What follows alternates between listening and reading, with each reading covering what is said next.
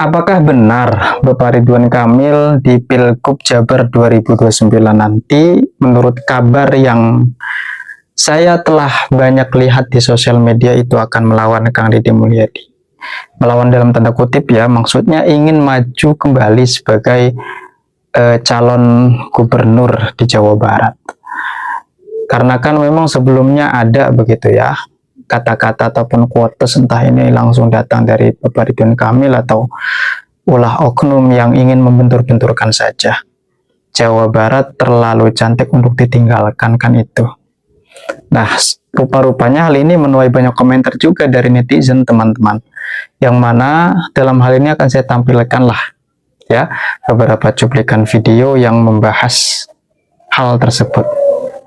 Bagaimana menurut sobat semuanya ya? Apakah memang RK lebih baik daripada Kang Deddy Mulyadi? Karena banyak sekali dari warganet mengatakan bahwasanya zaman Kang Deddy Mulyadi ini terkesan lebih serampangan dan selalu saja menindas rakyat kecil. Apakah memang sejahat itu Kang Deddy Mulyadi?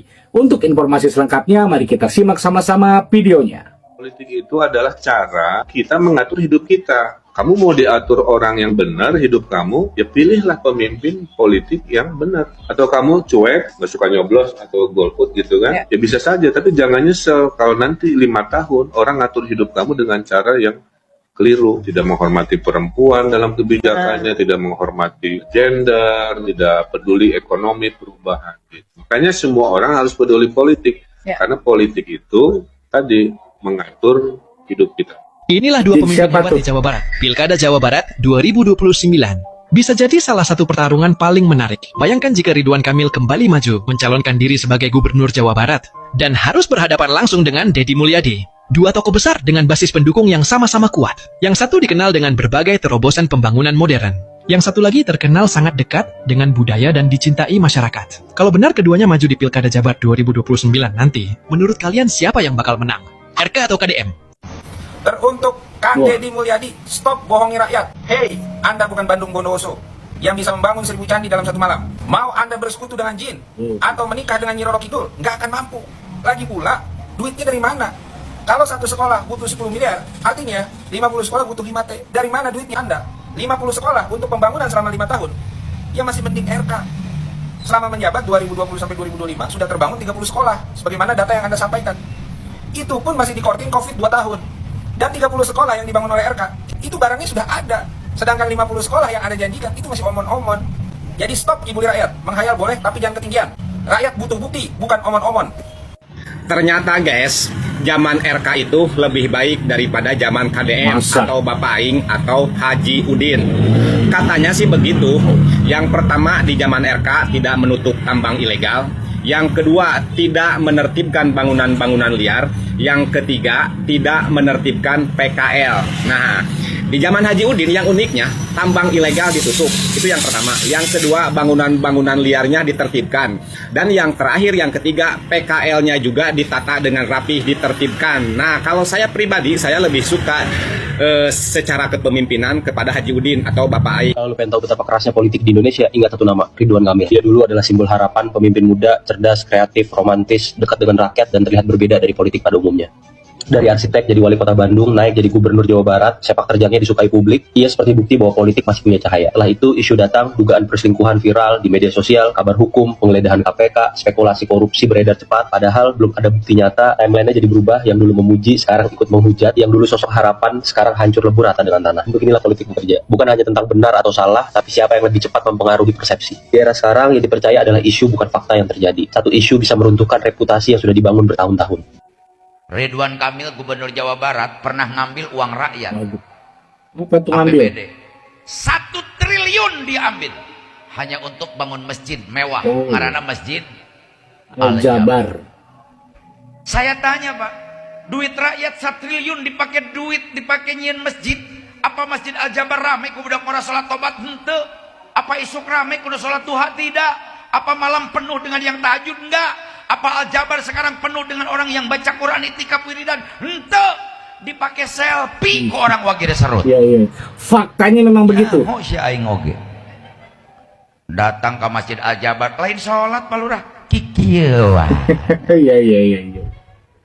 Naudzubillahi min Zalim. Parah. Masjid Al-Jabar di Jawa Barat ternyata bukan cuma mewah, nggak ketolongan, tapi juga membebani rakyat kecil. Masjid bernilai 3,4 triliun rupiah itu ternyata dibangun pakai utang. Ini ketahuan gara-gara Gubernur Jawa Barat yang baru, Deddy Mulyadi, kaget dengan biaya pembangunan Al-Jabar. Dia baru tahu bahwa Pemprov harus nyicil 566 miliar rupiah per tahun ke bank sampai 2028, lalu sisanya dilunasi pada 2029. Ini beban KDM gede juga ya. Sang Gubernur.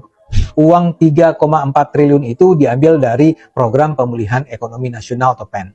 Padahal utang itu sebenarnya buat banyak hal, pembangunan jalan, pengairan, air limbah, ruang terbuka hijau, dan revitalisasi pasar.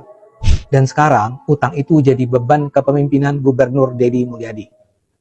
Tapi pemerintah bukan cuma harus bayar cicilan utang pembangunan.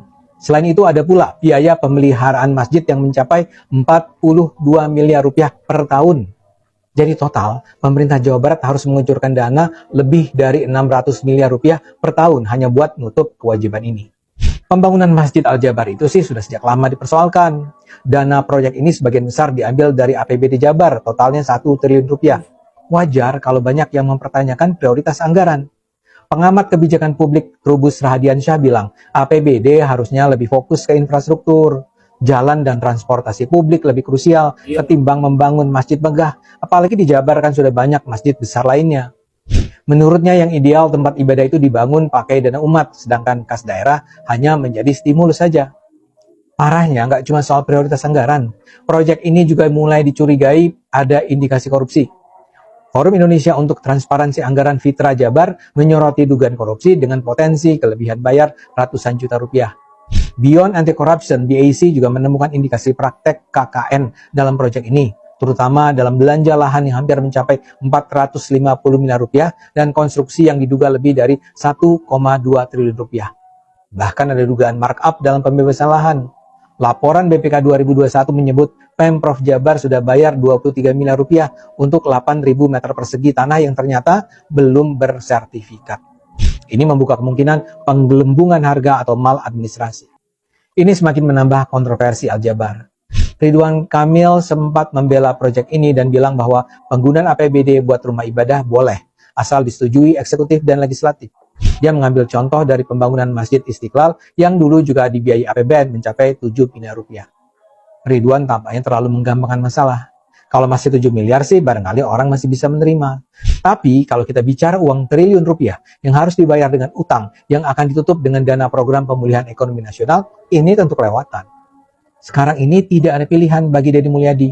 Sebagai gubernur, ya dia terpaksa mengupayakan pengembalian utang sampai lunas. Tapi pemerintah daerah manapun perlu belajar dari kasus ini. Rumah ibadah bukanlah prioritas utama, apalagi rumah ibadah mewah dengan nilai triliun rupiah. Kesejahteraan masyarakat yang harus jadi prioritas anggaran pembangunan. Betul. Yuk kita dukung pemimpin dan wakil rakyat yang bijak dalam menentukan skala prioritas. Kata Pemprov memiliki tunggakan terhadap BPJS Kesehatan sebesar 300 miliar. Banyak juga utangnya nih ya. Kok bisa Pemprov mempunyai tunggakan? Ini adalah tunggakan pada saat kepemimpinan gubernur sebelumnya, yaitu Bapak Ridwan Kamil. Yang jadi pertanyaannya adalah Bapak Ridwan Kamil kenapa bisa mempunyai tunggakan BPJS 300 miliar, sedangkan dana hibah keluar ratusan miliar secara ugal-ugal. Ya ini aneh. Apakah kesehatan masyarakat tidak lebih penting daripada dana hibah? Sepertinya ini adalah sebuah hal yang wajib dipertanyakan kepada Kang Ridwan Kamil. Para orang-orang yang dapat dana hibah kemarin nih, masa orang-orang yang mengerti agama tapi makan uang kesehatan warga Jawa Barat. Iya. Sungguh sangat miris. Membangun istana, membangun kemegahan di tengah penderitaan rakyat.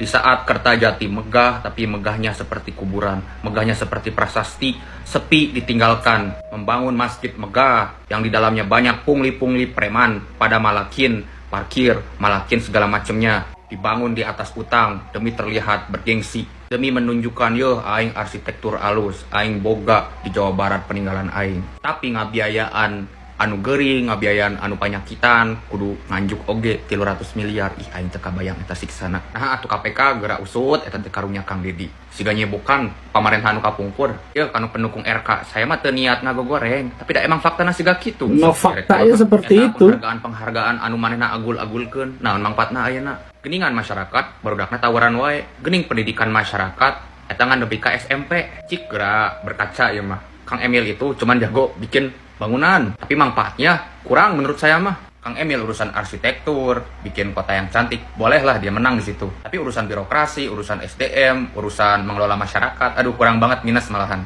Yuk masyarakat Jawa Barat, daripada kita menyesal nantinya kayak sekarang, mending kita lihat dulu apa sih yang dibutuhkan sama masyarakat.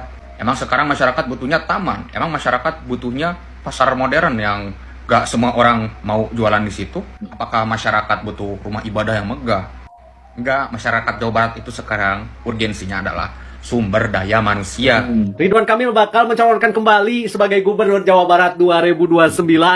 Jujur poe ayeuna loba pisan foto-foto nu kos kararieu lewat ka beranda aing. Tulisanna teh maaf, saya akan kembali karena Jawa Barat terlalu cantik untuk dibiarkan berantakan. Dia dangukeun Bapak RK yang terhormat kalau misalkan pernyataan eta benar.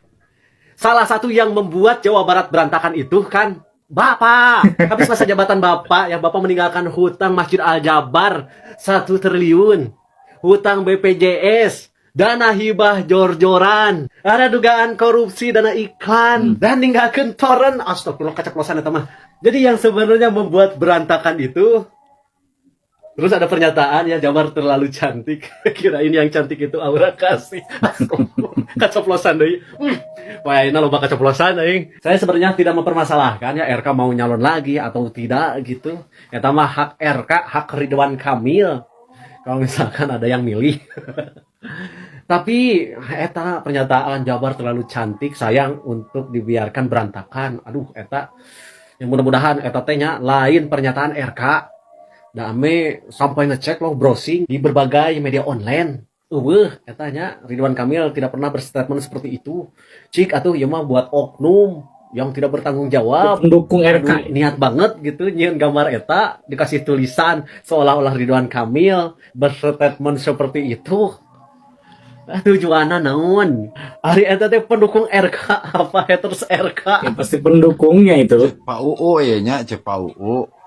Waktu saya memimpin bersama RK, saya mendapat predikat pemimpin terbaik menurut pemerintah pusat.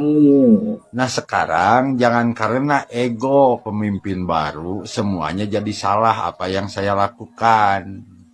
Itu cuma saya yang tahu.